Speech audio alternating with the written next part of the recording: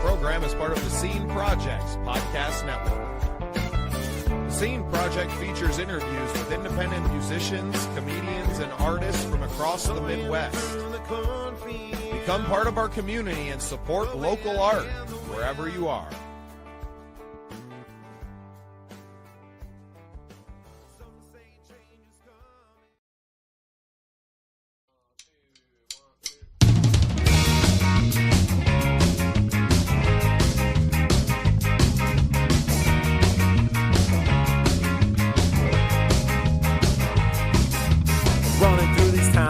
Psychedelic sounds, I leave my heart down on the ground. Since I don't have you around, I'll grab a bottle off the shelf and go and drink it by myself. Say you wanna talk it out, well I don't think I need your help. Think I'm better off alone, I made my whole run on the road. I won't spend my lonely nights talking on the telephone. I find a girl at every show, but I will never let you know how much I regret the past and why watching you go, because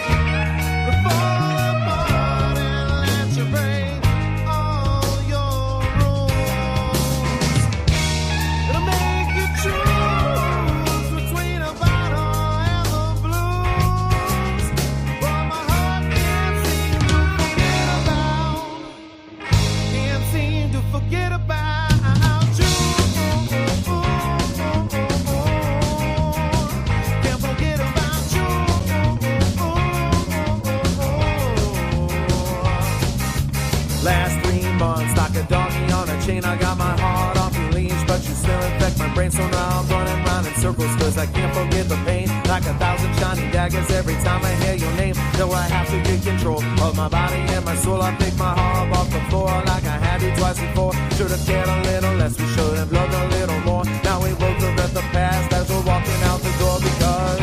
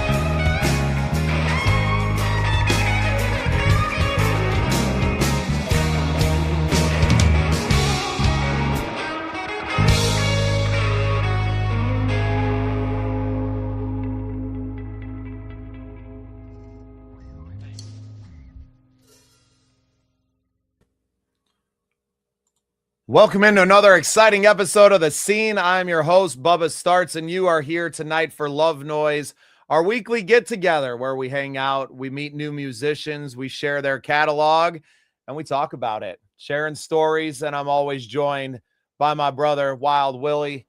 Willie, welcome in, brother. Good to see ya. Welcome. Thanks for having me. I'm glad to be here, as always. No place else. I'd rather be on a Wednesday night. Not anywhere? Not anywhere. I appreciate that. And we are joined by our sometimes co-host who's traveling in between things right now, Brad Stewart.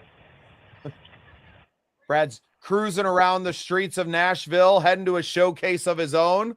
We'll let him do his drive-in. We'll come back to you, Brad. Brad looked a little lost there. That was kind of funny. Somebody help Brad find his way. Oh my goodness. Well, this is a weekly show that we do, joined in by two of my friends. We're going to be joined later by our guest artist of the night, Skylar LaRue. He is getting his music prepared and sent over to us as we speak. We're going to listen to some of his songs. We're going to share them out there. But we're mostly going to catch up with our friends and share some good things that are going on. Obviously, we have the Operation Combating Veteran Suicide National Songwriter Showcase Tour kicking off next week. Midwest Talent Awards are coming up here soon. Brad is with Music Mogul AI. We got some really exciting news on that side as well. Brad, can you hear me? This is the voice in your head. Can you hear us? Yep. No, I don't think so. We lost Brad again. Well, for everybody who doesn't know, Brad is the founder of Music Mogul AI. There is a 14-day free trial on that. Go to musicmogulai.com. It is an online AI booking agent, marketing agent, and overall business challenger. We're good now. Brad's back. Brad, welcome into the show. What's going on, guys? Happy to have you, man. We are live on Rumble tonight as well, everyone. New to the platform over there. So anybody tuning in on Rumble, we're sure glad to have you. Yes, very cool. Nice addition. You know it. I'm gonna get the Music Mogul AI link out in the chat as well. Everybody can check that out. Brad, you've had some exciting news lately. Anything you care to share? Man, a lot of good stuff happening for sure. I'm talking with a lot of music business executives about, Music Mogul AI. There seems to be a lot of good interest. We were featured in the LA Times recently, which was really good. We've gotten some good traction from that. And yeah, man, the word's getting out there. Artists are getting excited about the launch for the software coming up. And we're close, man. It's super exciting stuff going on for sure. It's been really fun to watch it. Since the first time we talked, it was still quite a ways away from being really fully fleshed out, right?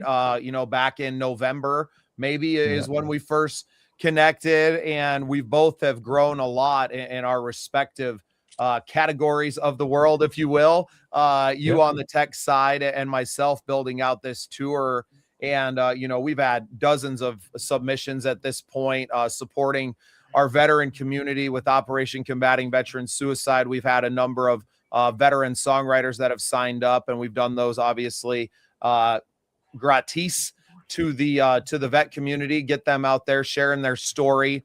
Things are dialing in here, and I know that we've all kind of had some darker moments inside of this and times where it looked like nothing was going to happen, but nevertheless, we are here a week away from the tour launching, just 10 days away from the Midwest Talent Awards show happening in Detroit. That's going to be at a club called Candela. I hope you guys get a chance to come and check that out with us. The Scene Projects will be there, kind of running industry night on March 6th, which is the Friday evening before the awards show on Saturday. Really incredible time. Some great artists that have been nominated. We're going through as a committee and picking the winners right now, adjusting, counting the votes and tallying this all up. We had over 700 votes. It's unbelievable. Wow. That's pretty good. For a first year, festival, and really just kind of getting our feet underneath of us in real time. I was thoroughly impressed with everything that's happened with that. Absolutely, man. That's great. That's impressive. Yeah, and Brad, you only voted 600 of those times for Music Mogul AI. So. Oh man, yeah. I didn't know. I meant to ask you. I didn't know if you could vote like multiple times. Like some of those award shows, like you can vote like once a day or whatever, or once per device or something like that. I wasn't sure. No, these were 700 individual votes. That's awesome. So pretty impressive stuff when you break it down, that there was 700 people out there that all threw their name in the hat. Now, not every single person voted for every category. But it was pretty impressive to have that many people supporting the artist. And I think that was the biggest thing for me to see, is that there was people from all of these different, now granted, some of them, were coming from and for one artist, but absolutely incredible that we had that many people come in and vote, even if they only voted one time in one category. Still really impressive to me. And we're just growing this community. I mean, it essentially doubled the size of our community overnight and brought, the 1,000 or so artists that we have together with 700 plus fans now. And now we get to kind of connect with all of them and to continue to kind of drive the rest of our marketing around what we're doing with the scene projects and the Midwest Original Music Organization, and just everything that we're doing out into that into the world now. And I think it's really great. I know Willie picked up a nomination. He's not confident in himself, enough to think that he's going to win, but I can tell you what, man, you had a lot of support out there, Willie. So don't be so surprised if you do pull out one of these trophies out of your rear end. Thank goodness they're small trophies. Hey, I look at it this way: just to be nominated is an honor. Indeed. Especially with the nomination process being what it is, that for someone to throw your name in the hat, it's a pretty incredible moment for everyone to share. And it's going to be a really great time. I know, Brad, your attendance is a little up in the air right now. Willie's not going to be able to make it this year, but the great thing about having something like the Midwest Talent Awards is that it won't just be in one location. It's going to be able to move around, and hopefully we can find a location that's a little more centralized this year. Not that Detroit's not Midwestern, but maybe find somewhere that a few more people from the West and the South region can get out into. But I've never been to Detroit. I'm really looking forward to getting up there, seeing the city. I've heard there's been a lot of good things done down in the area where the award show is taking place. So just really excited to take part in this. So do you have to pay to come and receive the award, or is that only to perform? So you obviously have not been paying attention to the emails that I have been sending out to the I haven't nominees. been getting nothing from you. Well, that's because you told me you weren't coming. So no. So for nominees, it is free. We have a coupon code for nominees, and then also an extra ticket for them that's 50% off. So for a nominee and their guest to come, it's essentially 75% off of what it would be for two regular patrons.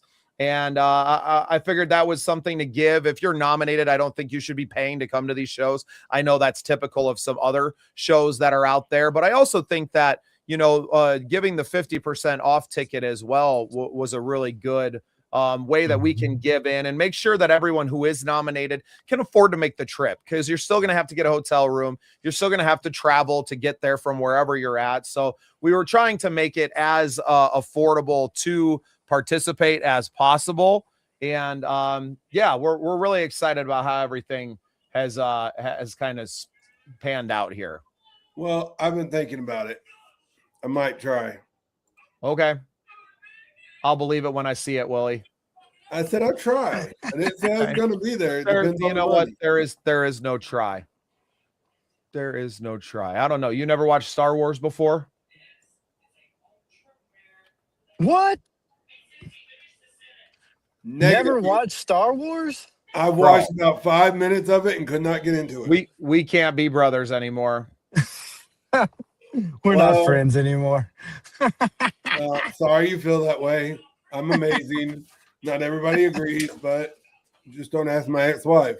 I wasn't going to bring it up, but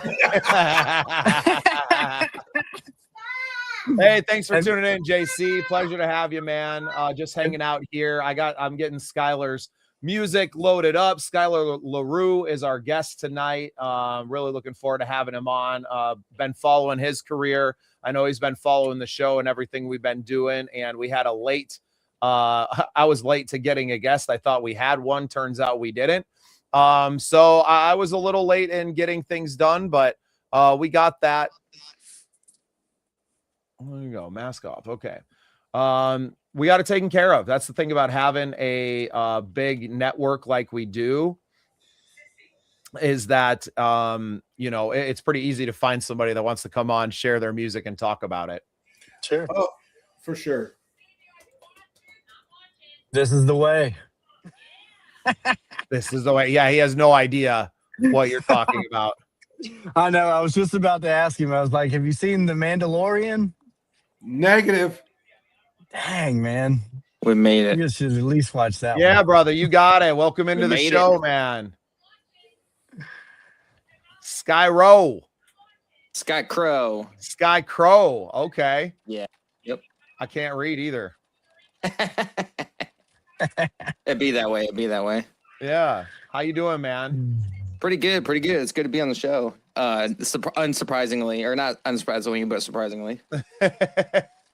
Well, you know, you hang out long enough here, you're going to get thrown on. Just ask Samantha Grimes. She was rehearsing in the studio and just hanging out last week. And before you knew it, I sent her a link and she was in the show. So Yeah, sometimes it'd be that way. I had to set my camera and all that stuff up. So it took me. You're all good, man. You're all good. I have Well, like a whole professional setup and stuff going on here. So, well, I would love to, as you can see. Yeah, man. Well, I would love to kind of get a little bit of your backstory. We've never had you on the program before. Obviously, we kind of been following each other back and forth for a little bit now, but would love to just kind of give you the floor here. Let us, let you give us a little bit of your backstory and everything, and then I'll get the rest of your music loaded up, and we can start listening to some of the tunes. Awesome, man. Awesome. So my name is Sky Crow. I come from Waterloo, Iowa. I'm a multimedia. I run a multimedia company, but I'm also an artist as well. I started doing music and then slowly expanded out into having my own company to run all my own stuff, which I have my website pulled up, but you probably won't be able to see it too well, but I have it pulled up in the background instead of having the stream in the background.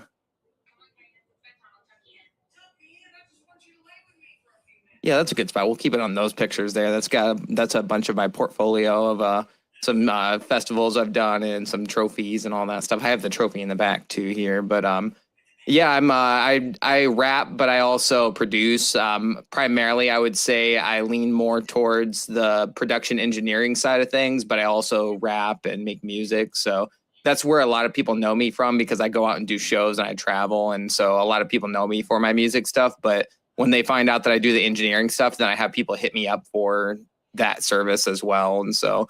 Being an artist is a good vehicle for running a business that's music related, because then you're already talking to them about music, and then you just happen to drop, oh, I also do legal paperwork for artists, like make contracts and stuff, or I produce music if you're an artist, and I do website stuff now, and so. No, great stuff, man. And yeah, couldn't relate more. And Willie is finding that out on his own. Sorry, I was on mute for a second. As he's going to school. Bubba, you're on mute if you can hear it. No, I am not.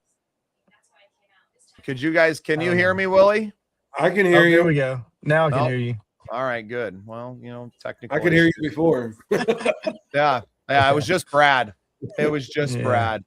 No, Willie's finding that out quickly here as he's starting to get further into his schooling for sound production, music production with Full Sail. That once you kind of open that Pandora's box, there's not a whole lot bringing it, closing it back up, right? Once the cat's out of the bag, people are pretty swift to get on it, and there's just not enough people that kind of do and know the things that you do, Sky Crow. So appreciate you taking some time for us today and coming and hanging out and being part of the scene, man. It's cool to finally connect. Yeah, I've definitely been meaning to get with you on some of your shows that you do. I checked out your schedule, and a lot of your scheduling is when I'm either doing shows or because I live so far away, I can't do the in-person stuff. Because I would have to take like a whole day off of work because I work a 9 to 5. So it's nice to finally get with you on a show, because I've definitely been like, I've peeped a couple of times. You've posted like signups or whatever to get on some of the stuff that you do, and it just hasn't like worked out schedule wise for me to be able to submit anything. So it just happened to work out pretty good that I just was scrolling. I just got out of the shower and I was like scrolling through and looking at the feed, and I was like, oh, hey, too bad I missed this. And you're like, oh, about that. Yeah. Turns out if you're ready for it, you can hop on stuff last minute. And so I was like, oh shit, well, I better really quickly put my camera up and hop in here. Yeah. No, and that's part of the reason that we started doing Love Noise on a weekly in the evenings, was to kind of bring that chance. I shoot most of my interviews during the daytime while the kids are at school and, not trying to run over all the time. But Wednesday nights, my wife works at the bowling alley. The kids are usually asleep or heading there, real soon about this time. So all about getting on, giving opportunity to artists to work around their schedule a little bit. Right. And trying to be available. That's just the biggest thing I think for our community, the best ability is availability. And if you're not showing up and being consistent, then you're just kind of going to get passed over. So the biggest thing for us has just been making sure that we show up consistently, whether we have somebody or not. Like I think most people be like, well, we don't have an artist, so we'll just cancel. And that I was like, well, at the very least, me and Willie can get on and we'll BS a little bit. And I'll always play my songs, so it doesn't really matter to me. If I got to toot my own horn, so be it. Nobody else is bringing me on their show to talk about my music. Yeah, exactly. The show must move, must go on. Lie, sir. I've had you on my show. You never let me play my music. Well, you play my music without my permission. That's don't even. I'm just kidding. I gave him permission. I don't know if it would stand up in court, but I said, yeah, it's cool, Willie. Objection, Your Honor. I have it in writing. My client pleads the fifth. I plead the fifth. You I got have it, it in man. writing, sir. Well, so Corpse Bride, this song, this first one I want to play. So you had sent this in actually as part of our submission process, I think. I've been seeing the name, but there wasn't an artist attached to it when it was sent in. So I had been hesitant to put it on our Unsigned Spotlight show because I couldn't find out who it was. Oh yeah, usually I put the artist name first and then the song name. So I wonder if maybe I've accidentally forgot that, or sometimes I'll put it in the subject title. Yeah, well, unless somebody else sent me a song also named Corpse Bride and it was theirs and not yours. But probably not. That's a pretty unique name. So well, and then you try to Google it, right? And it just comes up with a Tim Burton movie. And I was like, this is getting me. Yeah, no, you're not gonna, because that song's not released, so you're not gonna find that anywhere. Oh, perfect. So we got some unreleased music that we're starting off with here. Yep, 2 of the 3 that I sent you are unreleased. The third one is one of them, Mask Off, is released. That one is out there, but the other 2 are unreleased. Awesome. I like this. Well, Brad is the head of A&R with his agency, Stewart Entertainment Agency, also the founder of Music Mogul AI. But we're going to listen to your song, and then we'll come back and talk about it, and you can share some stories about it, man. So this is Corpse Bride by Sky Crow.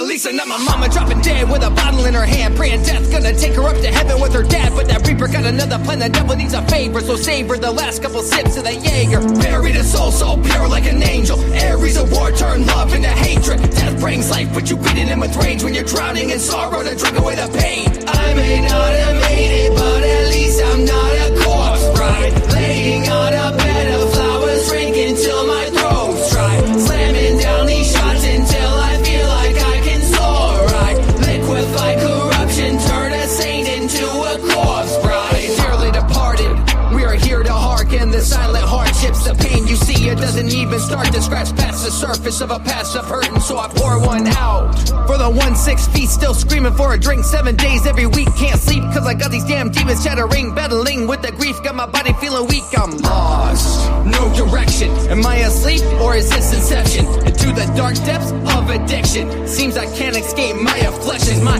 open wounds, cold bone chilling. Soul searching for a host worth living. Those omens spoken by an Oni's heavy. So we got you drinking that Johnson. He put the bottle down, cause when you get to drinking it's like you're not around. What were you even thinking that you could drown it out? Went from a single shot to 1,000 rounds. You had to choke down. Crown Apple Castle crumbling down faster than a Captain Morgan. Crashing rumble miss, smashing Jack Daniels. Absolutely laughing when that fireball got your light flashing.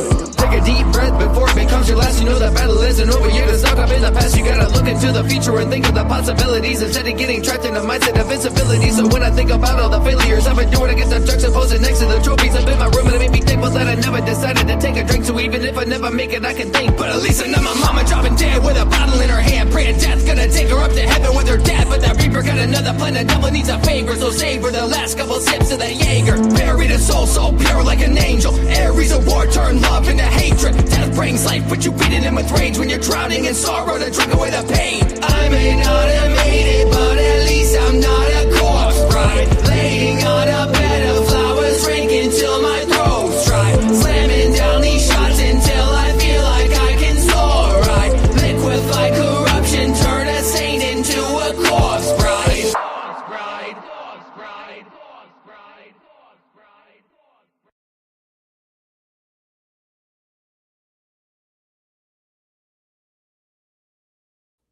Bro, I gotta say that was one of the best tracks we've ever had on this show. Well, I self-produce everything, so I'm not gonna half-ass it. Bro, that was awesome, man. I'm very impressed. That being the first time seeing or hearing any of your music, just honestly blown away. Love the flow. I appreciate that. The cadence wasn't simple at all. Really mixed it up. Obviously it's rap or hip hop, but it really had like a rock edge to it a lot. Yeah. I feel like you kind of brought those two things together. Yeah, that was awesome, man. The one of the songs "Tattered Flag" that I sent you, that one's got even more of a like metal, a very obvious metal influence from me. Yeah, Man. As if my attire wasn't already a giveaway, Well, in Iowa, obviously is a bit more of a melting pot than I think people would give it credit for, right? You have a thriving metal scene. Obviously, a band like Slipknot kind of put it on the map years ago now, a couple decades ago. That's kind of wild to think about that. But I think and I deal with a lot of artists in Northwest Iowa where it gets a little more country, right? You're getting farther and farther away from the cities and the metro areas, and that it's the country. Yeah, you're gonna get like what you're gonna 80% get. of Iowa is a country. And if in my town, Waterloo, there's like 3 or 4 country stations, and they can barely keep a rap station, and sometimes there's not even a rap station because sometimes it just doesn't get the funding and it dies out or whatever happens to it. But there's like 3 or 4 country stations in my town, and so I definitely feel that one.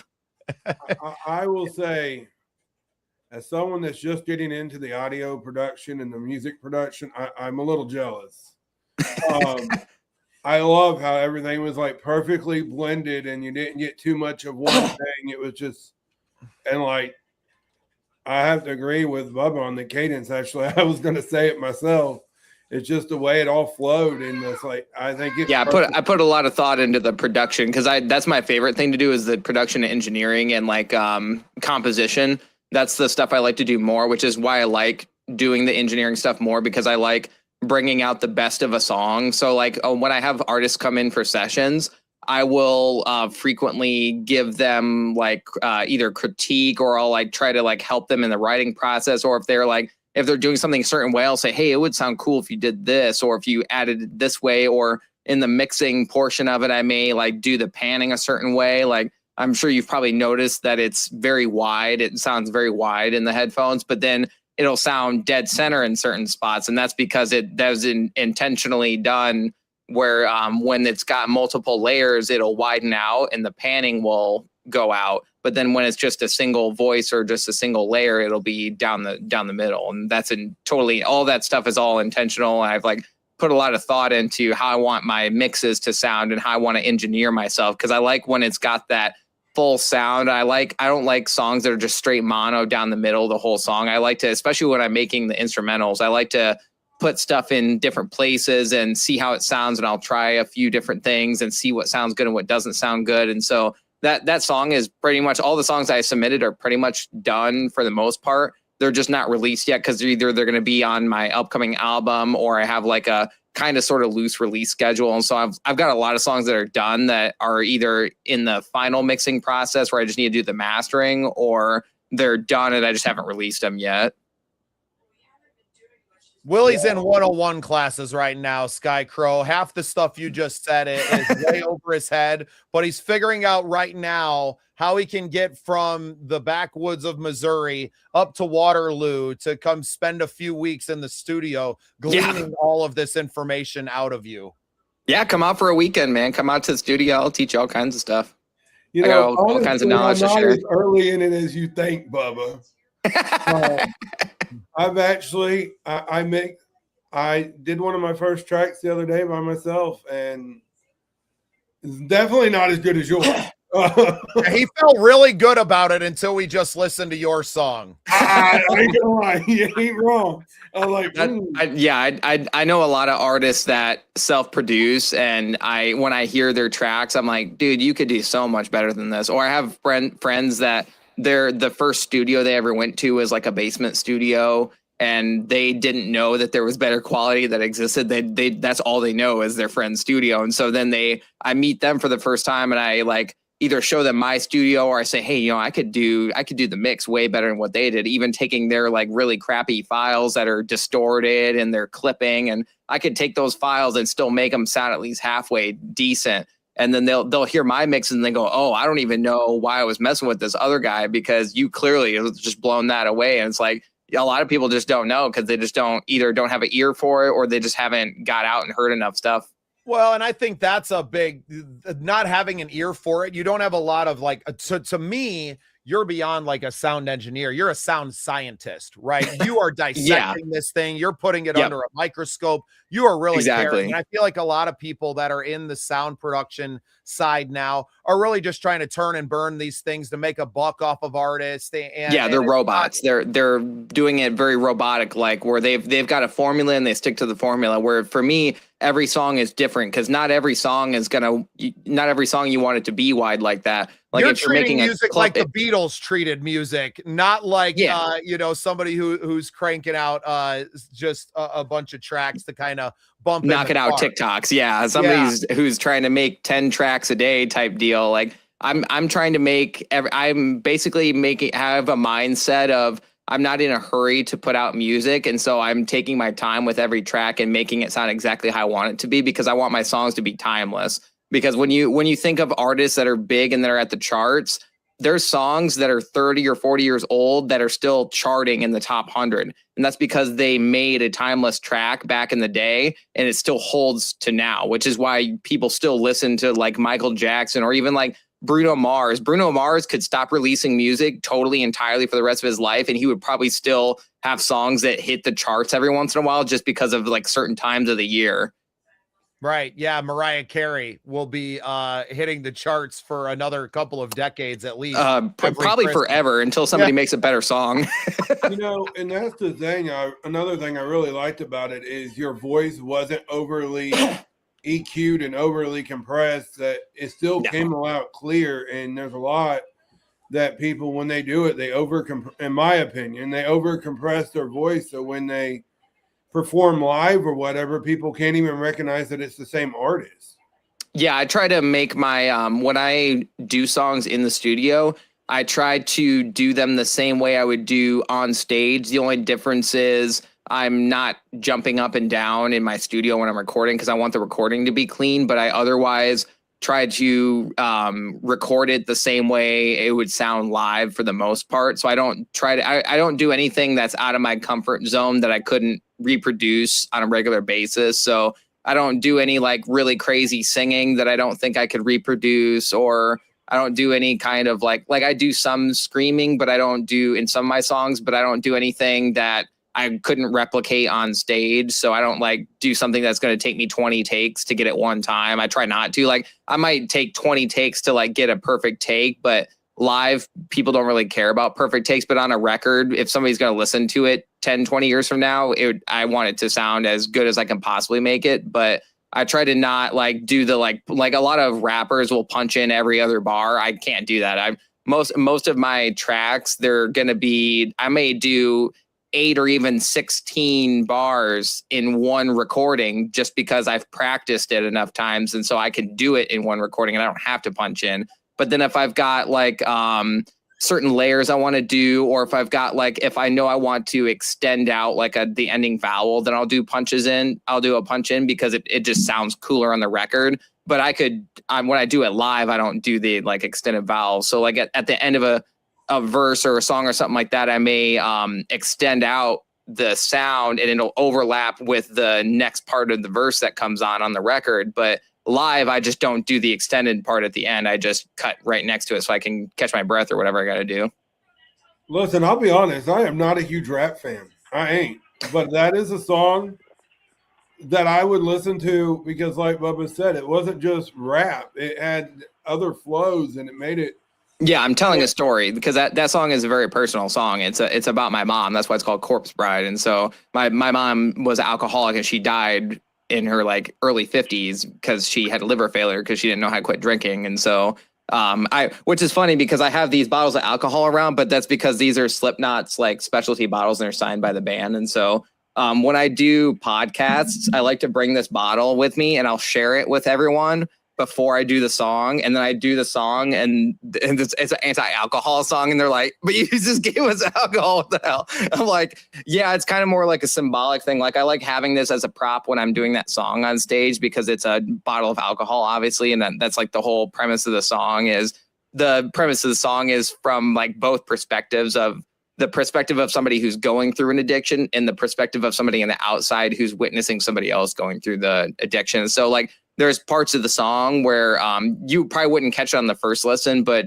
subsequent listens you would catch it. Is there's certain parts of the song where there's like you can hear like it sounds like mumbling voices in the background. That's supposed to like represent when you're like going through addiction, you've got like voices in your head and you're going through all kinds of crazy stuff. And so there, like I said, when I was like making the production for the song, I thought really long about how I wanted to. Like every little piece of the song, every little instrument or sound is very deliberately put in there. So like even at the beginning of the song, when I'm doing the like the dearly departed part, like the first thing, I wanted that to sound like somebody like when you're at a funeral and they're like they're reading off the like stuff or whatever. I wanted it to have that feel of that you're at a funeral. Like if I do a music video for this song, which I plan on it, that part of the song is going to be at like a funeral and it's going to really give that feeling of you're at a funeral because the song is called Corpse Bride. And so when I make songs, I try to think of if I'm going to make a video, how would the video be and what could I make that would,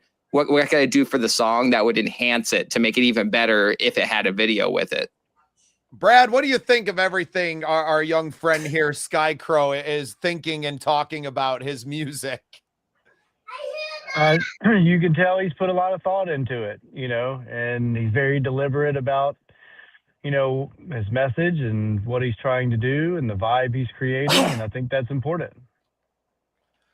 For sure. So, hey, I got to ask, can we listen to that one again? Hey, if you want to listen to it again, now I could explain some of the stuff. And then when you listen to it, and if we did listen to it a second time, me giving an explanation for some of the stuff, when you're paying attention to it, it'll make it sound that it'll make it that much better. Like, you know, when you hear a song and then you go look at the comments and people are like taking the song in the comments and you're like, oh, I didn't even catch that the first time. And you go listen to it again, kind of like the movie Inception, where like you don't catch everything the first time. And then like the second or third time you watch it, like, oh, wow, I can catch that the first time. Or I didn't see that thing in the background that made that like mattered later in the movie. And it's like, that's how I like to make music. I like to make music where it's almost like its own adventure, where you find new stuff every time you listen to it. So it's like a fresh listen every time. Yeah, the intentionality behind that is so thorough. It's kind of mind-blowing that people are still creating music like that, especially an independent artist. I think that's what kind of blows me away is I don't know a lot of people that are putting that much into what they're doing, the soundscape, right? But beyond that, the storytelling and the creating it with the third, fourth, fifth, sixth time listener in mind, someone who's putting that song on repeat, and especially someone with not just a deeply personal song, but a song that also speaks to a lot of other people that have watched their parents struggle with addiction, or they're struggling with that addiction themselves, right? Exactly. And obviously you would know from your own experience what it's like to be kind of trapped in that cycle, and what it's like to like, I don't want to listen to anything else. I just want to put like, this is the feeling I'm in, and I'm kind of trapped there, and I just want to put that. I got to work through this. And the only way to work through it is just to put that song on repeat and listen to it over and over again. I think the intentionality behind that is really, it's deep, man. That's deep. That's thinking. I've got big plans. I've got big plans for that song. I actually have a second verse that I'm leaving open because I want to get somebody who has gone through addiction to be on the second verse to give kind of their personal perspective, because even though I wrote my verse to be from the perspective of like either side, I want to get somebody on there who has actually gone through it themselves, and then they can give their own unique experience, because I can't give the experience of something I've never felt before, like internally. And so like, I can only guess what it's like, or I can only go based off of what other people have said certain things have felt like, or the vibe. but I want to get somebody on there. And so I've been looking at a couple artists that I know personally that have gone through similar situations, or they've gone through addiction or stuff like that. And I think they would be really good fits, but I got to like get them to get off their ass to like actually work on the song. Cause I got a couple of people that I've sent it to and just haven't got anything back. But I think if I, put a fire up under them, they'll maybe get something back to me. Hey, Bubba, you think you can lay lines on that song? No. I think you could with coaching. Yeah, I want to serve the song. And I don't know that I could do that justice, although I have had my own bouts with addictions in my life. I think the song needs a certain something that I can't necessarily bring. So I respectfully that's fair. That's fair. Not everyone is cut out for certain genres. Like I try to make myself. No, it just doesn't match my vibe right now. I got my own song called Message. That's about, drinking and kind of being in that lifestyle. And like the chorus is, there was no message in your bottle.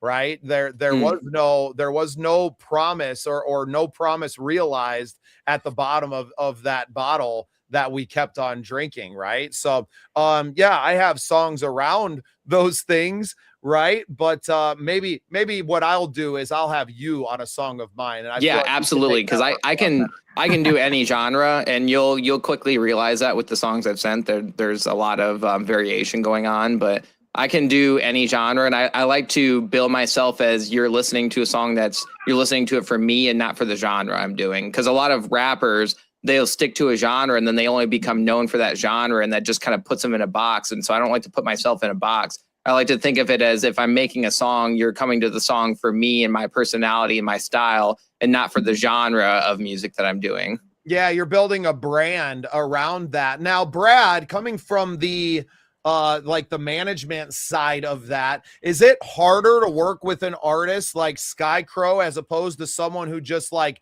I make country drinking party songs, right? And I just do that and I stay in my lane. Is it more difficult sometimes to work with an artist like Skycrow? It was building up a much wider, broader brand that may have, more longevity, but maybe takes people a little bit longer to understand.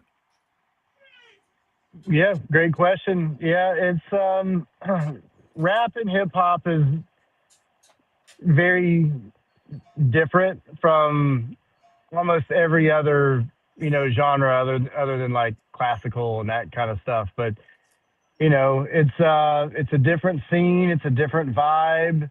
A lot of my talent buyers that I've worked with throughout the years are they're apprehensive about booking rap and hip hop because they're like, oh man, it's like you got to hire extra security and clean up is a mess and it's just really risky and they want tons of weed and stuff, so and they're like, man, it's kind of hard. They're like, I would rather just have a cover band on that night, so that's from their perspective. But if you can show them that you're going to sell tickets, they'll book your band, they'll book your show, but it's bridging that gap from, and it's really hard, because as a rapper, you may not have a band necessarily. You may have the tracks and, you're going to kind of, rap over that. So it's a little bit of a different sell. Than when you have a band, you've got this production and you know what I mean? So it's different. And it's why, a lot of rappers have kind of a crew with them to kind of have other MCs and then, to introduce them and everything, because it's a little different. You have to kind of bring a show, and not just, they'll have their hype man with them. Yeah. Well, and Right. Skycrow, something just while he's touching on that now, with a song that had as many layers as Corpse Bride, like we just listened to, how hard is that to recreate on stage just doing it solo? Are you leaving most of the like background vocal parts in on the production and then just keeping that main track out? Or are you kind of leaving it a little more raw for the performance and not necessarily like you would hear it on the record? It kind of depends on the song. I always leave my leads off unless I need a breath for like, if it's like a really fast blow part and I know I'm just not going to be able to take enough breath to catch it when I'm live and jumping around. But for the most part, I keep my leads off. And then with my layers, I'll either turn the layers down or I will adjust them for a live track. So I'll make a performance track specifically for performances. So like on Corpse Bride, that first part where it's got the like low voice that's kind of in your ears, that stays on the track, but then the leads are totally off for that whole entire beginning section. So the only thing that's left on there is the like extra sounds, so to say. And so because I'm doing a different voice on the main than I am from my layers, it still separates out nicely when I'm doing it live because it's two different sounds. So I'm doing different voices. Like a lot of my layers, I'm doing different voices as opposed to just doubling up the same sound. Like on the hooks, I'll do multiple of the same voice because that's the hook. You want it to be fuller. But for my verses, I try to do my layer. I typically do my layers with two different voices. So that way it adds like another level to it as opposed to just doubling it up and just making it sound fuller, because the way I mix it, I am already making it sound fuller just by the way I mix it. So I don't need to do that that trick of just having two of the same sound. I don't usually need to do that. I'll do it on the hook because you want the hooks to sound fuller like that. But because of the way that I mix, I actually do two different voices. And then live, what I'll do is normally I'll have them like panned left and right, but I can't do that live because I can't pan my main that I'm doing live. I can't pan that. So what I'll do is I'll just run it down the middle for the performance and I'll just turn down the layers so that my voice still pops over top of it. We are getting a master class in mixing tonight. I freaking love it. That's what I've got right now. I've just got FL Studio. I just have like a quick rough mix, and that's what my microphone's going through right now. And then I've got it going through my software. And so this is pretty much the same sound for the most part that is on all those tracks, and then I just do some adjusting based on whatever the track is if I need to make some adjustments. But this is pretty much what the like raw is going to sound like on my tracks if you like isolated everything out. I've got like reverb and delay and stuff that I don't have on right now because I'm doing a podcast. I didn't want to turn on the delay and reverb. It would sound pretty cool, but just turn that on. Turn that on. Turn that on. You know how refreshing it is to hear someone that they take their main tracks off an album when they perform as someone that does sound? That is very refreshing because I cannot tell you how many times someone has come to me and with basically a karaoke. Yep, just a full track. It's just the track ripped from YouTube, basically. Yeah. Well, they use YouTube, Spotify. I put out a message here recently. I was like, "Yep, from here on out, USBs only." Yeah, when I DJ, I have to have the actual tracks. When I DJ, people have asked me to try and play their stuff off of YouTube and Spotify, and technically I could download it, but I always tell them no, they got to give me actual tracks. Even if it still is literally the same thing, just ripped from YouTube, I still make them do the extra step because you're an artist. You should have your tracks, like you should have the sound files. Like how you're asking somebody to put you on, right? Like, come on, put me on. Oh yeah, just play my song off of Spotify. Like, yeah, exactly. Like, bro, if you can't even go through the step of giving me the track, like, what are you doing? Why would I throw you a bone if you're not even gonna like do a little bit of work? Like, it takes 5 seconds to make a Google Drive and put your songs on it. It literally takes like 5 seconds to do that. It would take you would spend more time waiting for the files to upload than it would take you to make the folder to give to DJs, or like if you're doing a performance and you need to have your tracks ready. And so I work with, I DJ a lot of shows. That's probably like 50% of the music stuff I do is DJing, like DJing rap shows. And so artists all the time, it never fails. Every show there's at least, unless it's like a show with all veterans that I've worked with before, every single show there's always one guy that doesn't have his stuff all ready to go and set. And I always have to like fight with them over it. Like, come on, dude, you sent me M4A files. Like that's Apple's file format. You got to give me MP3 or WAV here, dude. Like you can't be like the stuff that you like, because some of these guys are recording it from their phone, like they're recording it with their phone's microphone, and so then they're editing it on their phone, and then they're giving me that file, and it's like Apple's proprietary file, and I'm like, dude, you got to give me an MP3 or WAV. Like, what are you doing? We put this message out like weeks ago that it had to be MP3s. Why are you giving me these other file formats? Speaks Or like to a some people give broader me problem, MP4s. especially in the genre of people just thinking that they're an artist and having no idea what it really means to be an artist. Exactly.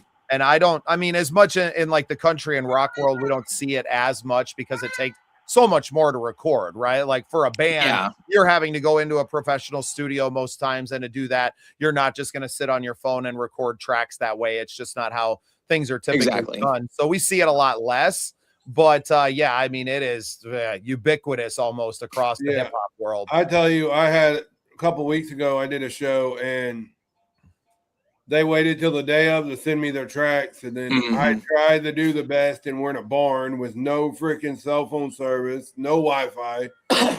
So I made this thing out, and I put it out there from all my shows here on out. You don't have a flash drive with your music on it, I ain't playing you.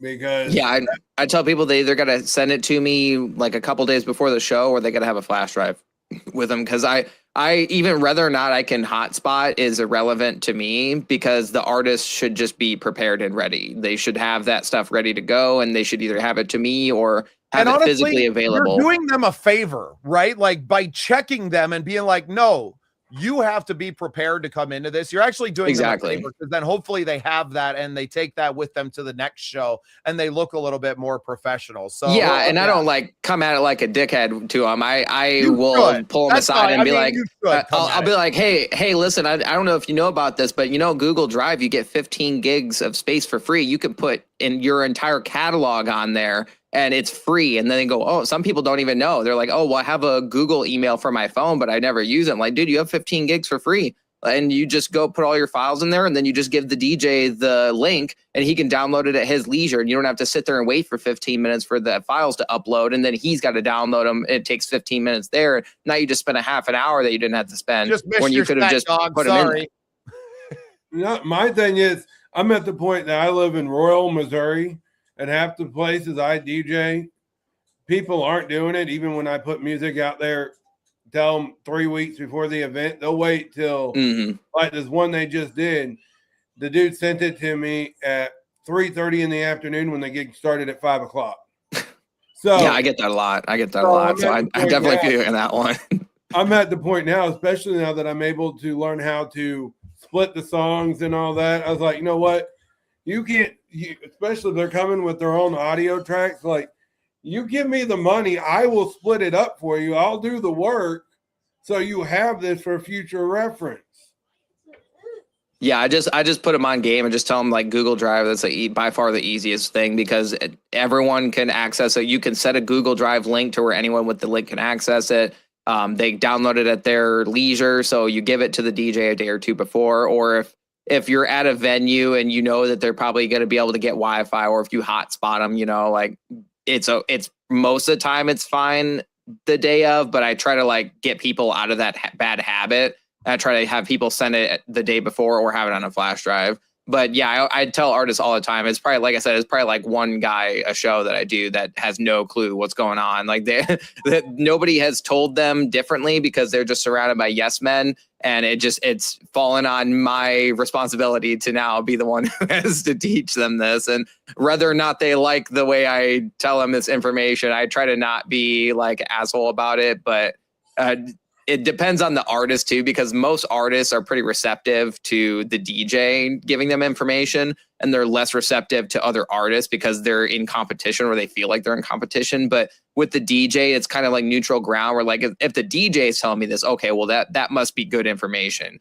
That's not an artist that's potentially telling me some BS that's gonna like put me behind them because they're on top of the game. Because the DJ is like neutral ground for most rappers, because they're like, well, he's not gonna take my spot as the king, the king of the castle, because he's the DJ, so I could trust the DJ. Meanwhile, you're probably the best rapper in the building. Yeah, exactly, dude. I have taken lots of people's slots because I've done a lot of festivals where people just don't show up, and so the promoter, I'll be like, hey, where's this guy at? His set's coming up, and they'll be like, oh, well, he dropped off the show. I'm like, hey, can I take that guy's spot? And so I have a bunch of festivals. Like, I did a festival in where was it? In Sioux Falls. That was I think it was this one right here. It was what is it called? Four Winds. Yeah, I don't know if you've heard of Four Winds. I was hired to DJ all the openers, and somebody dropped off the show, and they had like a 30-minute set, and the promoter was like, hey, you could do whatever you want. If you want to just play music, you can play music. If you want to do a set, you can do a set. And I was like, dude, I'm doing a set. What do you mean?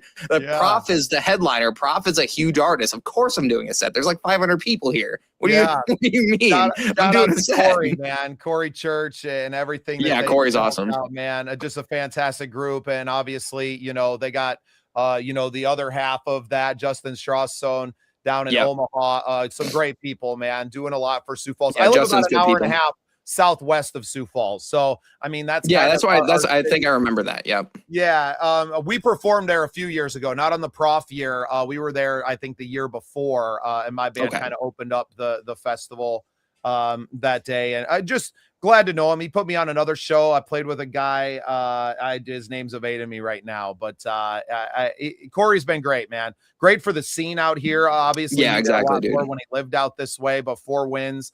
Now they have Four Winds Rapid City as well. Four Winds Omaha. It's just incredible what they've built up. So shout out to the Four Winds crew. Shout out to Corey and Justin for sure.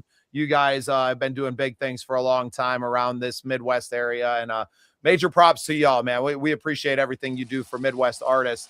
Skycrow, let's get into another one. Next one I want to play is Mask Off, Take It Off. Anything you can tell us before we play it, just to give us a little bit of insight. This one's going to be a much simpler concept. So I started making music I started making rap music and taking it seriously probably like the end of 2016 into 2017. So from 2017 to 2019, I put out an EP physically, and then I put out an album physically and digitally in 2019.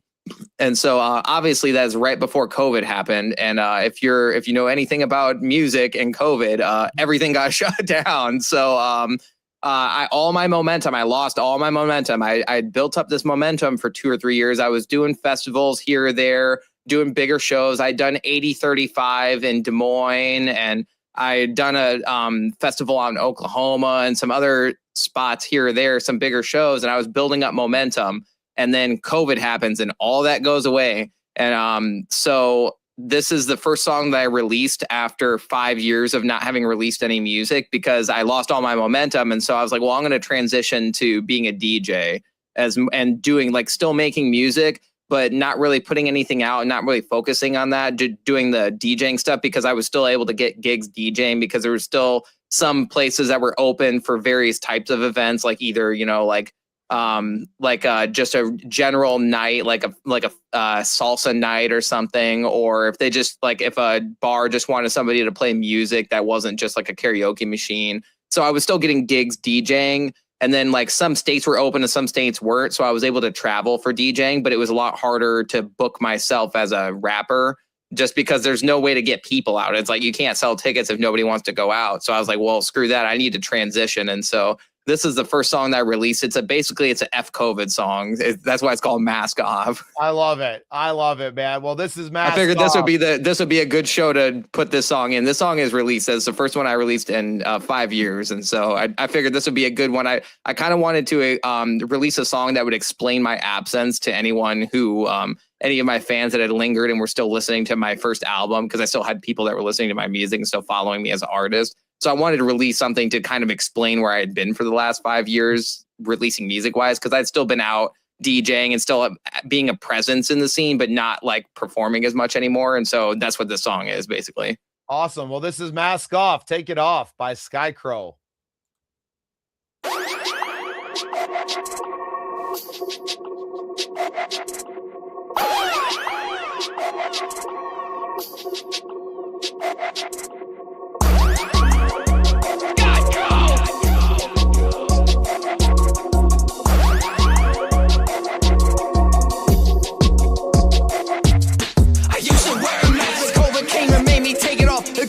Got everybody scared over answer a fucking call. Now tell me how the fuck am I supposed to get it through to you? That you don't party like this, so the vision will be fighting, they'll be all together vision. So I'm pushing freedom like it's wait, any color for your race, base. If you go against the government, then you're an enemy of the deceit, and they're pushing the rhetoric hate, and haters getting power to the powerless and growing every fucking hour. So I told myself that I would got the microphone and I come out with a retard. I'm cracking it. While I write these letters blacker than my feathers, picking rally tremors, atmosphere of pressure, pushing plates together. Whether it's pouring rain or bringing hail, whether Hail Mary on the stage like the Rain Man came. Get them hands up, put them on your face like John Cena. COVID came, they say that it brought death, but I ain't seen them asking for your papers like a bunch of fucking Nazis. I would never follow a fascist fucking science. Mask off, take your mask off, fucking take it off. Mask off, take your mask off, fucking take it off. Mask off, take your mask off, fucking take it off. Mask off, take your mask off, fucking take it off. Mask off, take your mask off, fucking take it off. Mask off, take your mask off, fucking take it off. Mask off, take your mask off, fucking take it off. Mask off, take your mask off, fucking take it off. Mask off, take your mask off, fucking take it off. Mask off, take your mask off, fucking take it off. Mask off, take your mask off, fucking take it off. Mask off, take your mask off, fucking take it off. Take it off, take it off, take it off, take it off, take it off.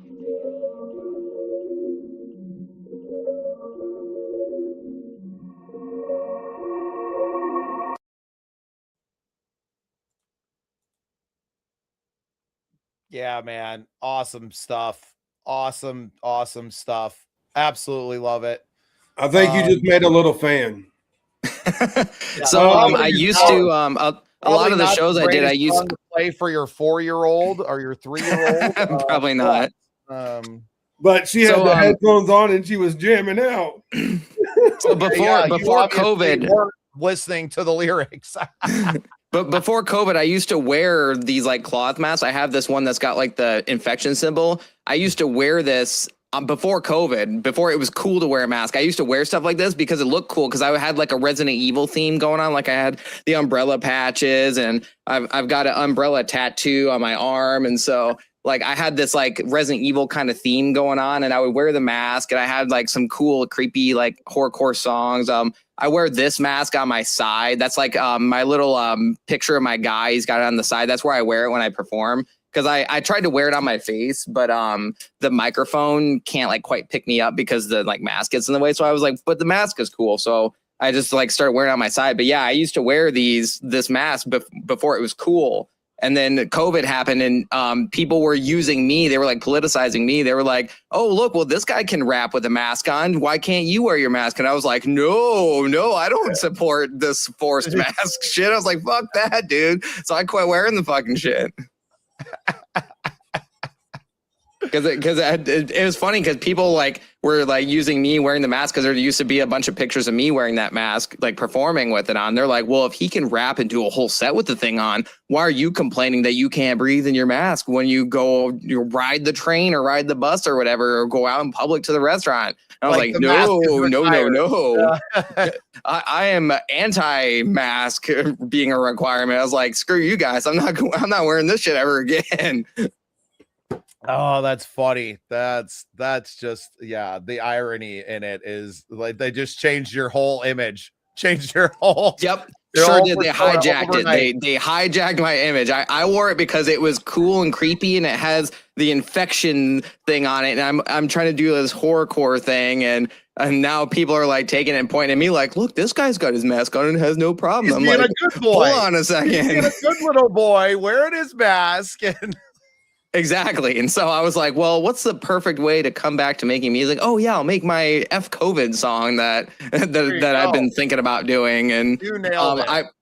Originally I wasn't going to release that song first, but I had been testing it in a few places, and I was testing it along with some other songs that are unreleased of mine. And that song always, like, everyone loves the hook on that, and they scream it out, and I go real hype. And so I was like, well, shit, I better release this one first, because this is the one that everyone at the shows like. So I better do this one first, because I don't want to release a really slow, sappy song or something as my first song back in 5 years. I know I need something hype and with high energy. And when I tested it in the markets, when I was doing shows again, that was the song everyone like would yell it back at me. It's a really simple, easy to like follow song. It's got a simple concept, and so it makes for a good like first new song to come back to.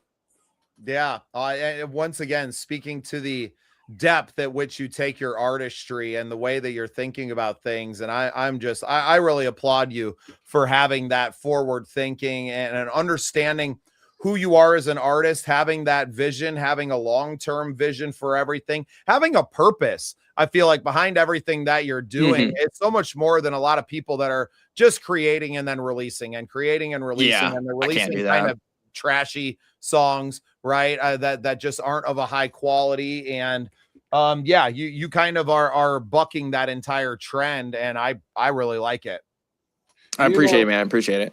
You talk about me wishing I was him, had his deal on the other song. No, now I really do, because those are like two completely different songs. And I was like, holy fuck, I want to be able to do that shit.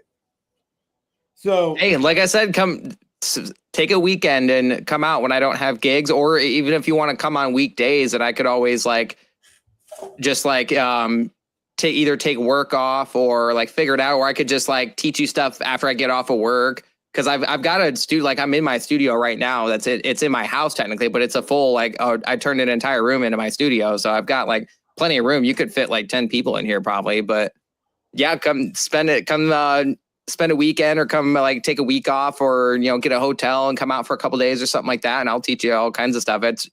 It's really easy concepts. It's just more of like a repetition thing when it comes to like mixing and like having it. Like I kind of have like a Rick Rubin thing going on with the ear, where I just have an ear for it. I've just always naturally had an ear and never been like classically trained, or like I took maybe like one music class in high school, and the class, there was only like 5 of us, and all of us were already musicians. We'd already been playing instruments for a while. And so we were all just basically goofing around the class. We basically started a band in the class with the teacher, because there's only 5 of us in this class and we were all already musicians. So we just were like, oh, we'll just start a band, and this will just be what we do in class, is practice the band. And then we ended up doing like some like show for the school as part of, and we just said it was for the class, but really because we already all kind of knew what was up, we didn't need to learn the stuff that was in that class. It was like a really like an intro to music type of class, but all of us already knew music stuff. We like had extra electives. And so other than that, I've never like taken any classes or done anything. I've just like self-taught and just have a natural ear for stuff, for music. Yeah, that's awesome, man. And it really comes out. And like I said, you kind of treat your music the way the Beatles treated their music, right? It's my baby. It's my baby. Yeah, well, and not just releasing something to release it, releasing something to be timeless, to be perfect. And I feel like in a lot of ways, I'm kind of guilty of the former as well, right? Where I'm just kind of creating it, and took a lot more time with my most recent EP, but it probably could have taken a little more time, and could have taken some more time with it. And I may even try to get those tracks, get the stems back from my buddy, and to have them maybe sent to you to see what you could do with them, just because, hey, I would be down for that. Right? He recorded it, and then, mixing and mastering all the same. I feel like there's something to having someone that does the different processes, right? To have a recording engineer that then sends it to a mixing engineer that then sends it to a mastering, right? Like you have 3 different ears now on it, and people are hearing different things. I think that's valuable, just in having different people out there. It's even better when you have somebody who does all of those. Right. But it's not that it's not that I'm like unhappy with what, and shout out to Tom Freer, who's done all my recordings, but he was also asking me like, well, what do you think of this? Right. And like really I'm like, I don't know, man. Like it sounds good to me, but I'm not, but also not, paying him an exorbitant amount of money to sit there and listen to it 1,000 times and to really dig into the song. Be trying to be respectful of his time in that, where I feel like you would dig into the songs, and you have something inside of you that's like, I'm not letting this out of my sight until I feel like it's perfect. Yeah, like, because for me, if my name's going to be attached to something, I want it to be the best that I could put out at that time. I've got stuff that's released that I mixed back in the day that I know that I could like mix it better if I like redid it. But back then that was the best that I knew how to do. And so some songs I may only spend an hour on mixing because it just comes together right away. And some songs I might take 5 or 6 hours to do the mix on it, because it just has that like one little thing that bothers me and I can't quite figure it out. Or maybe I have to go learn a new technique or something like that, because the way I was doing things before now clashes with the song because the song expects more than what I was giving it previously. So like with the panning stuff, that was something I learned early on, but then with the like reverbs and the delays and stuff like that, I had to relearn several times how to do that because I was doing it manually first, where every single track I was manually setting the reverb and the delay. Then I learned about send tracks where like, oh, well, I can just set it up on one send track and I can send 5 or 6. So then now I've got to redo my whole process. And so it's been a learning process for me. But every time that I tackle a song, my name is going to be attached to it as the engineer for it. And so I don't want people to hear it and be like, oh, well, that sucked. I want people to hear it and be like, oh, well, that was pretty good. And like, even if later down the road, I figure out how to do stuff better, I still felt good about it at the time that I released it. And that's like the most important thing for me, is that it felt good and it felt like it was the best I could do at the time. But there's also ways that you can split it down. If you do just have the track, you can split it and get your stems from splitting the track on certain DAWs. Yeah, but those they're not that they're not reliable, but they're not reliable if you're trying to remix something. You're gonna just get a worse mix if you try to like stem split. It's a lot better to have the raws. It would be more worth the time to re-record than it would be to try to fix split stems. Because as a DJ, I split stems all the time, so I can do like on the fly remixes. Like if I'm DJing like an EDM set and I want to use an acapella from a song that I don't actually have the acapella for, my DJ program can split it. But I've tried to do that where I've like tried to produce remixes that way, and it just takes so long to do it that sometimes I've even wondered if it would just be easier for me to cover the song, because I would spend less time learning it than I would be trying to fix the like stems. So do you record bands in your studio as well? Is your space big enough to kind of put a whole band in there and to do that? Everything but drums. I can do instruments because I can line in the instruments. So I can direct input those. But drums, I don't have like drum mics or anything, so I wouldn't have a good way to record drums unless they were electronic drums. I could do that, but the space is physically big enough to fit a band. If they were all using, if the drums were electronic, or if the drums were like made in the DAW, but we had the drummer in the studio to like make them, so to say, I could do that and then have like the guitarist and the vocalist all in the room together. Because there's, like I said, you could probably fit about 10 people in here. Even with chairs, you could fit probably like 10 people in here. So, but the way I would have to do that is I would have to use my interface here and do direct inputs. I wouldn't be able to do it with like cabs and stuff like that, because I just don't have the like microphone setups for that, because I've only got like a single person studio. I could technically record 2 at the same time with my interface, but I would have to get a bigger interface to be able to do like actual acoustic drums, because you need to have like 5, 6, 7 mics to do drums. And if you want to get really clean, you have to do like 8 or 9 mics, and you have to actually put mics like up in the corners to catch the reverbs of the drums. So I'm not quite that far yet. And plus I have roommates, so I don't really want to be doing acoustic drums. I got roommates at the house. So now you got me curious. What interface do you use? I have a Focusrite 2i2. I could have got the solo, but I was like, no, there may be an artist I want to record that has does maybe like an acoustic guitar and they sing at the same time. Or if I ever wanted to do like a one-on-one interview type situation, I need to have at least a second input. But at some point in time, I'm going to probably upgrade to either a 4i or a 6 or an 8, so I can start doing podcasts, because I only have 2 inputs on this. And so that's limiting on what I can do. But for my personal uses, I have never needed anything more than this, because I haven't stepped into doing like the podcast space yet, because I'm not quite ready for that, because I would need to get some more cameras, and like I have other stuff I would need to get before I would worry about the interface. The interface would probably be the last thing I would upgrade, because that would be the easiest thing to acquire and probably the cheapest thing. Because if I'm going to start doing podcasts, I need to have multiple cameras. I need to have like an ATEM, like a live little panel, so I can switch the cameras, like a multicam thing. There's a lot of other stuff I got to get before I worry about upgrading the interface. The interface would be the last thing I would upgrade. Yeah, I got a UMC 1820 that I use one channel on. Mm-hmm. I mean, I have several. It just it's happened to me kind of collecting stuff as I went, because I had I had visions of recording at home, and then like I was like, okay, I got the interface, I got Persona Studio One, but I only had the 2 input, right? And I was like, well, that's not enough to do the drums and everything. So I bought all of these things, and then as soon as I got them, I was like, wait a minute, I have no fucking idea how to use any of this shit. What am I doing? Recording drums is like a whole college class on its own, because there's like the poor man's way to do it, where you just mic the cymbals and the drums like normal, and then there's the you want to be Rick Rubin master recorder, where you're putting microphones up in the corners of the room to catch the reverb of the drums.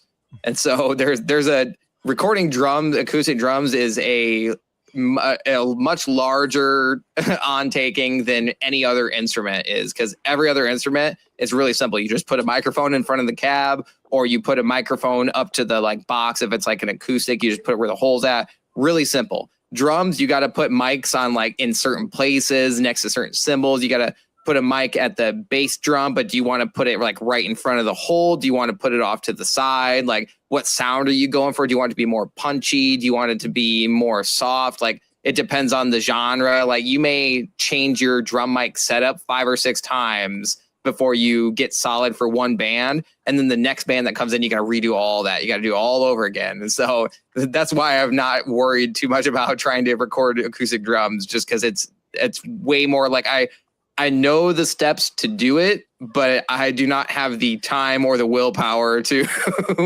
to take on doing acoustic drums, especially living in Iowa, where I may only get like one every 3 or 4 months of a band that comes in. It's not like I'm going to be having daily traffic where it would actually be worth the time to set all that stuff up. I may only get somebody once every 3 or 6 months. And so it's not worth like basically having to relearn it every time, because I'm not doing it often enough to keep up on it.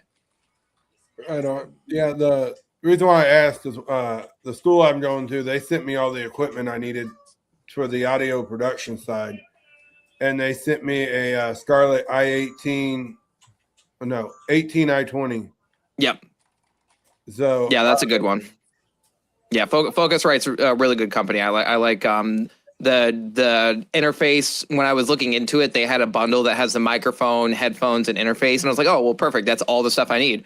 I don't need anything else. That's exactly the 3 things I would have bought separate. So I went with that, and then I like the product. So I'm just probably going to stick with this company until I either win the lottery or find a better company. Awesome stuff, man. Well, we got one more song to get to. Brad, welcome home. Good to see you back at the crib now. This last one that we're going to be listening to is Tattered Flag, featuring Big Joker. Tell us a little bit about this one. So this one I've got, you can kind of see it, but I've got a POW Mia flag, prisoner of war flag in the background. And so I'm a very big supporter of the troops, but very against war, because most wars are started by politicians or kings or whatever.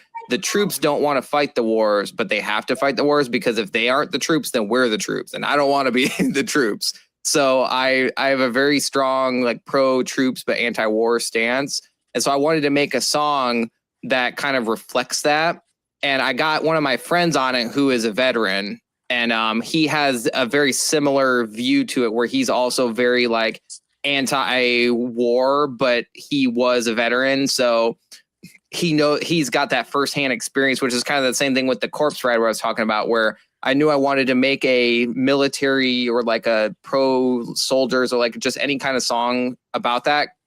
And I wanted to get somebody on it who had that firsthand experience. And it was just really convenient that there was somebody I already knew that was a veteran. And he kind of already had the tone in his voice and the style that I wanted for the song, because he's got that roughness in his voice, which is what I was going for on the song. The instrumentation, I was, you guys probably wouldn't know this because you don't look like heavy gamers, but there's a game called Death Stranding. And the game is. Wait a minute here. We don't look like gamers. Me and Brad. Not heavy. No, not heavy gamers. So Death Stranding is a very weird, obscure game. It's not like your Call of Duty or like a regular game. It's a very weird game, but it's by 15 years, dude. The guy who made the game. He's he's the kind of guy, he wants to be a movie director, but he makes video games. So he makes video games like a movie director makes a movie. And so he's got these very cinematic games where there's like 5 hours of cutscenes in the games. It's basically like watching a movie and you're just along for the ride playing a game. It's like you have a movie with a game on the side almost. It's the way he makes his games. But there's a scene, there's like this like a collection of levels that you can do throughout the game where you follow this guy. He's like a specter, or he controls like specters, and you go through 3 major wars. They start you out at World War I, like trench warfare, and it's just like, instead of it being like soldiers running around, it's like a bunch of ghost guys running around, but then they're like tethered to this main character guy. He's like controlling them. And so then you beat him in the first one, then like the game goes on a little bit, and then the second time you do it, you're in World War II, and it's the same thing, but then now all the guys look like they have like World War II gear on, but then they're still like specters and they're still like all tentacled up, and it's the same like puppet master guy. And then the third one is it's the Vietnam War and they're all dressed up like Vietnam guys and stuff like that. And so there's music that plays during these scenes, and it was very heavily inspired by this. I'll have to send you guys a link to the inspiration for the song, because it's super cool. It's a really cool cutscene, and when you watch the cutscene, you'll be like, wow, this is literally like a movie. This isn't a game. That's crazy, because this is like movie level quality. And it's because the guy who makes the game, he's been making games for like 30 years. He just has that, like, he really wants to be a director really, really bad, but he's just good at making video games. So he just does it in the video game instead. But it was very heavily inspired music wise by that. And then also kind of the theme too of the overarching theme of it. But yeah, the song is it's like pro troops, anti-war, and you'll get that feeling right away. I wanted the song to have a feeling like you're in the battle. I wanted the listener to feel like they are there. They are putting themselves in the place of the soldier. Awesome. Well, this is Tattered Flag featuring Big Joker by Skycrow.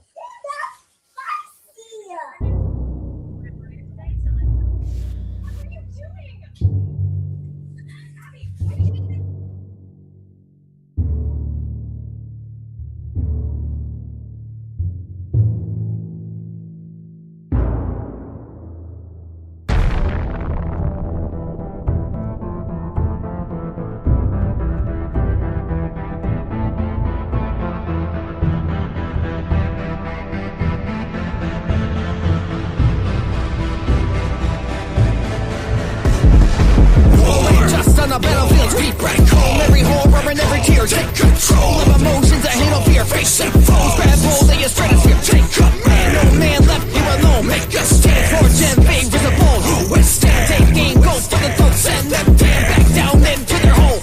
Battle-born bred brother, papa full of lead. Taking flight but never fled, fletching like an arrow's end. I'm bored already, but when I'm sore, gotta move forward with the force of 4 swords, striking on the 4 sword. Boils up and locusts swarming, warlords orders, course the course. They told us cold, but pause with pouring amorphous metals, fusion order. Coming like a covalent coalition, everybody knows the mission, making sure that no one's missing, suited up for combat. The way the bombs blast, bombastic comment. Wanna make comments about the way the commanders handle, like they got the correct answers. Otherwise you get canceled, so sample the sand going in between the sandals of phantoms who fell down for the flag to stand on. Oh, say, can you see the irony of the 4th of July exacerbating PTSD? We just pause on the chessboard for the elite. So even when we win wars, we still suffer defeat. We gotta pay for food and water, so how is this the land of the free? What's the First Amendment when the FCC makes us watch the way we speak? With the war on terror, we went overseas and invaded. That's how you know the war on drugs is fabricated. You would think attacking the problem at its source is a sensible tactic. Retreating the symptoms is more profitable, no matter how problematic. Whatever changes, time after time. Iraq, Afghanistan, Ukraine, and Palestine. Of course, we should honor the ones we lost, but we do them a disservice, pretending it was worth the cost. It was worth the cost. It was worth the cost. It was worth the cost. It was worth the cost.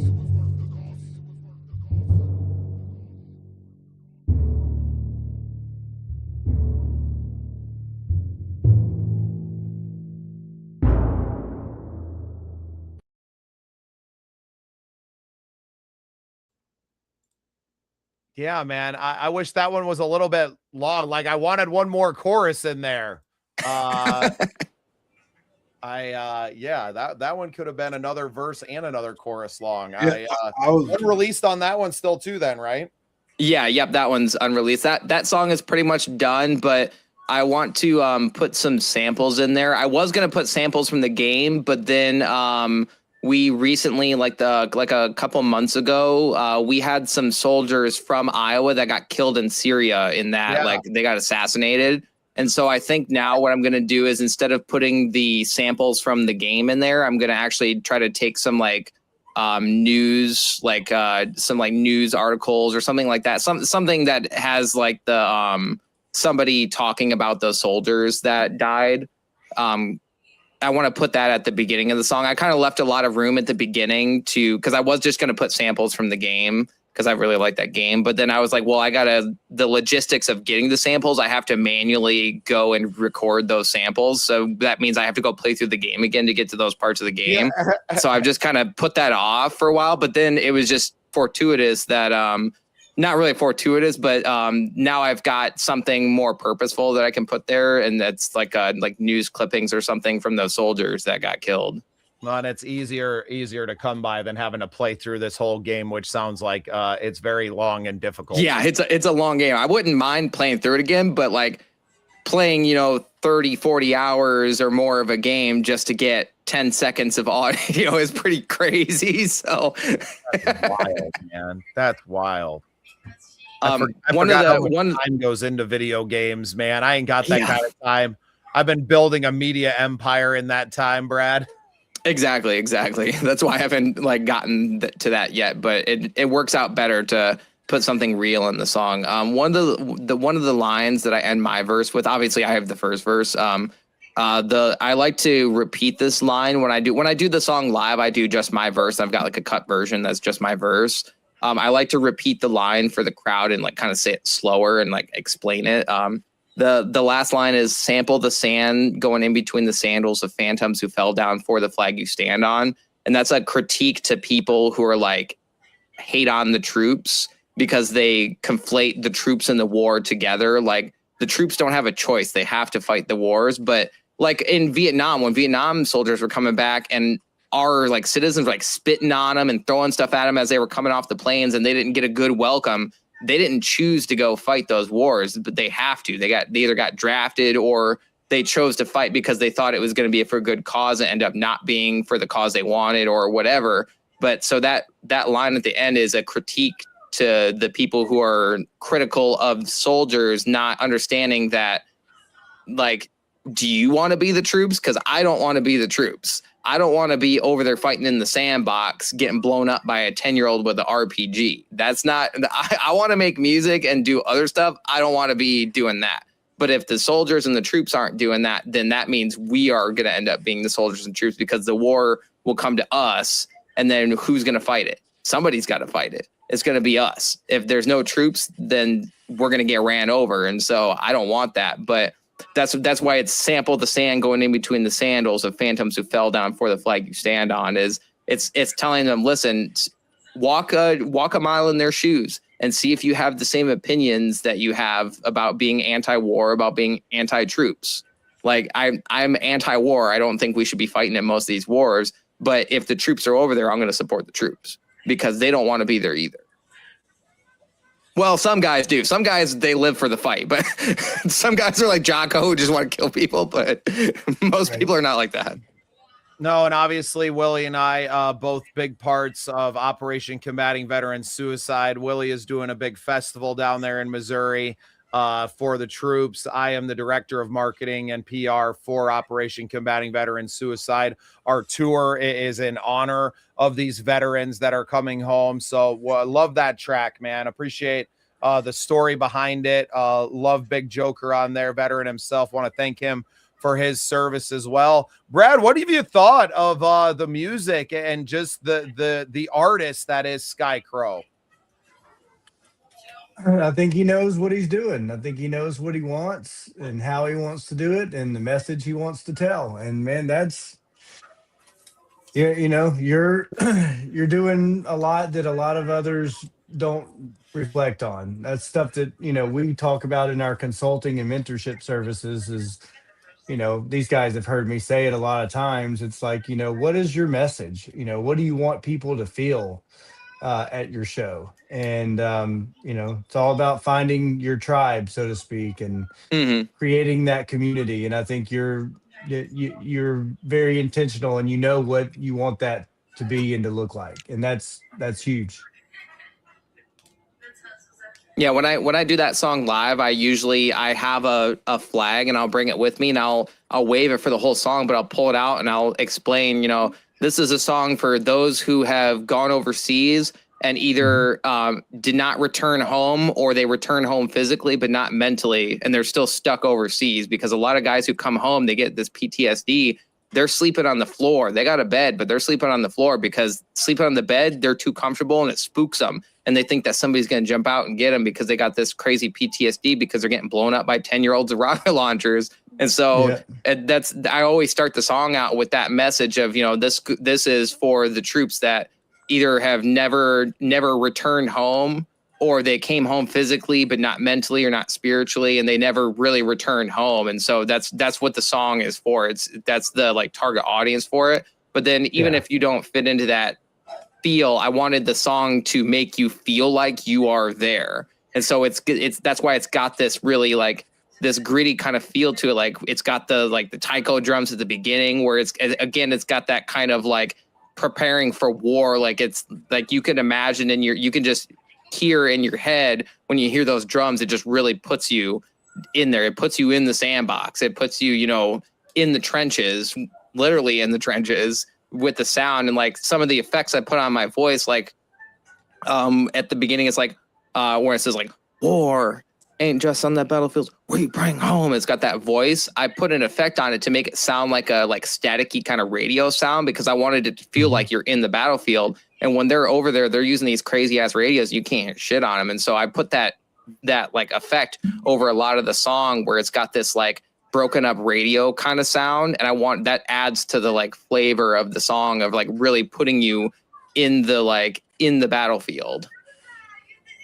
Yeah, that's good. I like that. Yeah, I'm blown away by everything. I'm glad we finally got the chance to connect and get you on the show and to get your music out here.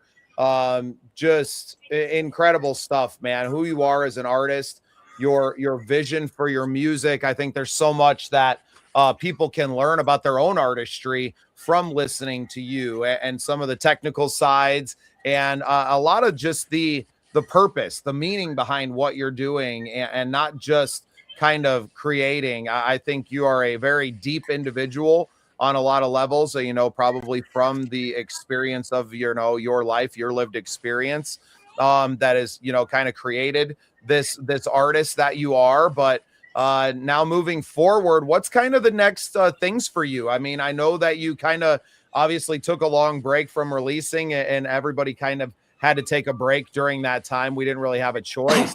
But now that you're back in here, you got a new album that you've talked about. Is there a release date set for the album and everything, or are you still kind of up in the air? I'm releasing singles. I've got most of the album done. I've got one or two more songs I'm waiting for features back on, and it's kind of this thing where I'm not in a hurry. I learned from one of my friends. One of my friends learned the hard way, and I learned from his hard way. I was on a song with my friend Taman Ray, and we were waiting for a third guy literally to the very last possible day before he had to submit the track to get sent out. And so I learned from that if I want to release music and I have features on it, I need to just have this mindset that until I have the track in hand, don't even talk about it, because I don't want to set a date for something and I'm waiting for a feature back from somebody and they just haven't got to it. And so I've got one or two songs that I want for sure on the album that I haven't got features back yet, or I haven't found the right person for it. Like with Corpse Bride, I haven't got those back. But then I've got one called Firestarter, where it's me, one of my native friends, and then I want to get one more native on it. And it's really just a song about, it's like a chopper, like Tech 9 chopper style, like just spitting bars, going really fast, spitting bars, and just saying cool stuff. But the theme of it, I wanted to be all natives on the track, because I found out as an adult that I have a little bit of native in me. And the tribe is a like very small tribe, because they got pretty much wiped from the books, where nobody thought they were around anymore. And then they found out that there were still people from that tribe. And so I was like, oh, well, that would be cool to make a song called Firestarter. and have it be like kind of in the middle of the album, because the album is got a high point where the fire gets extinguished and then the phoenix resurrects. And so I wanted there to be a song to like signify the phoenix resurrecting. Well, I was like, okay, well, Firestarter would be the perfect song to like beckon the to hearken the phoenix resurrecting, because the album's gonna be called Phoenix Rising. So but I have this song and I'm just waiting. I need to find one more native artist that raps and can like spit fast to like really complete the song out, because it's got a very similar vibe to the Tattered Flag, like beat wise, where it's got the like taiko drums going on, but it's got more of like a native, like in the drum circle kind of vibe. But it's just me and my friend just spitting bars. And so I'm waiting for someone on that, and then I'm waiting for one more feature, probably for Corpse Bride. I think that's the other one that I'm waiting for. But I've kind of got this mindset of I'm not really in a hurry to announce the album, but I'm kind of telling people I have an album, so that way I can build up hype for it for when I eventually do have a release date. And so what I've been doing is I've been doing shows all over in the Midwest to kind of like soft promote the album. So that way I can build up fan bases in these different areas and these different markets. So when I eventually do an album release, I'm going to do like a kind of like a weekend tour situation where I'm going to spend, Friday, Saturday, Sunday, I'm going to go do Kansas and then Topeka and then like Omaha or something, do that area one weekend. And then the next weekend, I'm going to go up and do, Minnesota, do some shows up there. And then the next weekend, I'm going to go over to Madison and Wisconsin and do stuff over there. And then the next weekend, go down to like St. Louis and do like a weekend run where I'll hit Davenport on Friday and then hit St. Louis on Saturday. And then on the way back on Sunday, maybe I'll hit like Iowa City or something like that, or, like just like a weekend thing. But I need to kind of get the word out that I'm working on an album. And so I don't have a release date for it, but it's like a soft, like announcement, so to say, where like I'm going on podcasts and doing interviews and stuff like that. And I'm talking about there being an album in the works, but I'm just kind of releasing singles. Every like couple months, I'll release a single, or if I've got like shows going on, I'll try to release a single around the time that I've got a show going on. So that way, when I make new fans, they've got a brand new song that they can go listen to try and retain them. And then the people who have been listening for a while, they've got a new song that they can jam after the show because they've heard it at the shows. Because some of the songs I've been doing, like Tattered Flag, has been done for like 3 years. So I've been doing my verse on this song for a while. And people have heard it, and I've done it a lot of times. There's lots of videos of me doing some of these songs, but there's not released yet because I'm like, well, I've got it like a release schedule. I'm going to release these, but I've got a lot of songs that are done that I've been doing. I've been performing them, and so I've kind of like planting the seeds in everyone's head. So when it comes time to release the album, there'll be a lot of songs that people already know that they like, and they're more likely to go check out the rest of the album because they've already heard a lot of the songs that I've been performing them. And so this weekend I'm going to be in Topeka doing a show. I'm opening for Rob Lowe Star in Topeka. And then Sunday, I've got a show in Iowa City that I'm going to be doing. Awesome, man. Well, Skycrow, absolutely love it, man. I think you are one of the most complete artists that we've had on here, both in, mentality, literally, and your production. And there's just not a lot of people that are thinking it all the way through like you are. And I really appreciate it. I think a lot of young artists can take a lot from this and understand maybe a little bit more about themselves and what it means to be an artist in this day and age. I love the mentality of not being in a hurry. I think a lot of us are in a hurry to do so much, but it takes time. I mean, even myself was in a bit of a hurry to maybe go a little bit harder than we were ready for out the gate. I kind of have a dream big and be practical. Yep, me too. And those two things aren't always, compatible necessarily, but I know the practical is possible, right? So why not dream big, and nothing is impossible, and you can there's always time to be practical. So go big, go big, or go home. Yeah, go big and then I'll go home. That's my plan. Yeah, this like shorts format, TikTok format has got everyone in a hurry to release songs every week or every other week. I've got a totally different mentality of like, I look and see the music that people are listening to, and people are still listening to songs that are 30, 40, 50, 60 years old even. And so I want my music to have that same kind of impact where the song is not just relevant in the current time it's released in, but it's a song that you can listen to all across time. And so I'm not in a hurry to release stuff. I've kind of got this like I call it like a Danny Trejo kind of mindset, where Danny Trejo didn't become a celebrity until he was like 40. He was just living life, doing his thing. And so if somebody can be as well known as Danny Trejo and he didn't start until he was in his 40s, and like other big actors didn't get started until like Samuel L. Jackson, I don't think got started until like way later in life. And so I've kind of got that mentality of I would rather just put out the best thing I can put out as opposed to trying to like catch the wave, so to say. I would rather just be out there surfing the whole time and eventually just build out from there. Awesome stuff, man. Well, appreciate you jumping on short notice tonight. Yes, thanks for having me. I'm glad I was able to make it work. Hey, man, I think you got some new fans here tonight. We know we got one small one that was rocking out, and I'm a big fan. I'll be listening to it while I'm out on the tour next week, and yeah, definitely be spreading it out. Hopefully we get a chance to do some shows in the future together, even though we are in different genres. I don't think that keeps us from having a similar mindset, right? In the I'll send you some tracks too that you can listen to that are unreleased. I'll send you some stuff that you can listen to. Cool. Yeah, we love it, man. That's what we love here, man, is being in the know before everybody else. That's a big part of why I enjoy doing what I'm doing, man. The old school DJ, getting to hear tracks before they hit the mainstream. So and I've got a website too. I want to shout out my website. It's blackfeatherllc.net. I've had it in the background this whole time, but I just figured out how to put merch on here, and so I'm gonna actually start. I've got my singles that are released on all platforms right now, but I've got them on here that you can buy them directly from me, and there's no middleman taking a cut. I'm eventually going to be releasing some songs that are going to be exclusive to my website. And so I've got one that I'm just finishing some mixing on, and I'm going to release it, and it'll be exclusive to my website. It's one of the songs I've been performing live, and a lot of people like the song. So I was like, okay, well, I want to get this song out to people, but I kind of also want to promote my my website more. And so I figure, well, I'll start putting stuff on my website because I can put downloads on there. And so I'm going to have some exclusive tracks that'll be on the website. You can also check out the shows I have going on. I've got pages for that. That's got the flyers and links to those where you can get tickets. I've got all kinds of stuff on my website. You can catch it. It's blackfeatherllc.net. Oops. I just did it wrong. Sorry.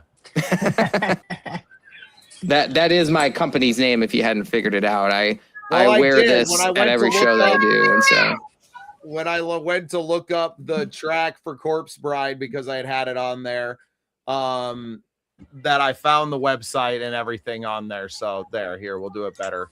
There you go. blackfeatherllc.net. Got it in the comments there. Got it up on the screen. Absolutely appreciate you, man. Great getting to know you. Can't wait to work together. Might have some tracks that I want to send to you. I do have some that are on my computer already. I wouldn't mind sending to you to see what you think of remixing them and just having a different set of ears, man. I think is incredible, and hopefully we get a very wildly different set of ears. Yeah, it's all good, man. Well, for everybody here at the Scene Projects and the Midwest Original Music Organization, we appreciate you all. Make sure you're going on oc-vs.com. Donate any amount there to support our veterans with Operation Combating Veteran Suicide. For my co-host Brad Stewart and Wild Willie, this is Bubba Start saying good night, and we'll see you next Wednesday at 7.